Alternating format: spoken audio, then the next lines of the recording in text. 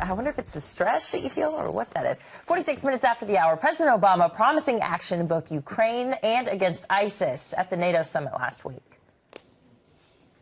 We have to act as part of the international community to degrade and ultimately destroy ISIL. Here in Wales, we also sent a strong message to Russia that actions have consequences. Big countries can't just stomp on little countries.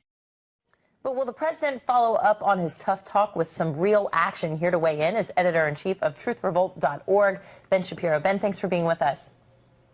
Thanks so much. A little less talk and a lot more action is what some would say. What do you make of these speeches?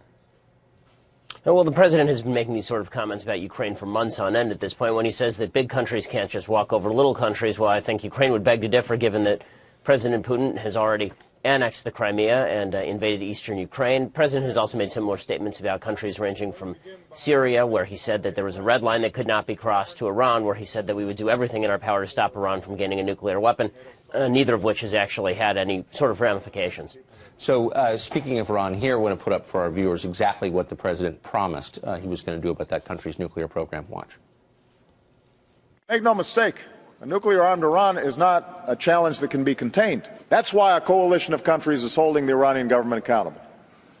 And that's why the United States will do what we must to prevent Iran from obtaining a nuclear weapon.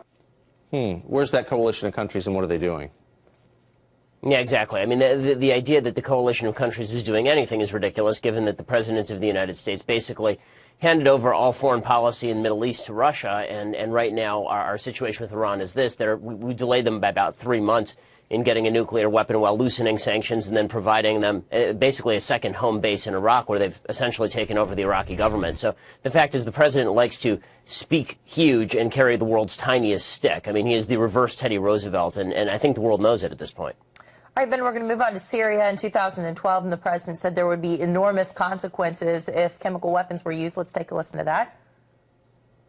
We have communicated in no uncertain terms with every player in the region that that's a red line for us, and that there would be enormous consequences if we start seeing movement on the chemical weapons front or the use of chemical weapons.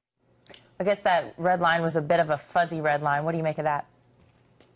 Yeah, it's more of a mauve line. The president of the United States obviously has done nothing to remove President Assad from power. He just signed on to a new 7-year term. And as far as our support for the opposition in Syria, well, that's ended, at least in part, in the rise of ISIS in that region. Unfortunately, the president of the United States has an unfortunate habit of making very, very loud statements about what he wants to do. But he always uses the fig leaf of the international community. So you notice in all of these statements, he always says, in cooperation with our partners, in cooperation with the international community.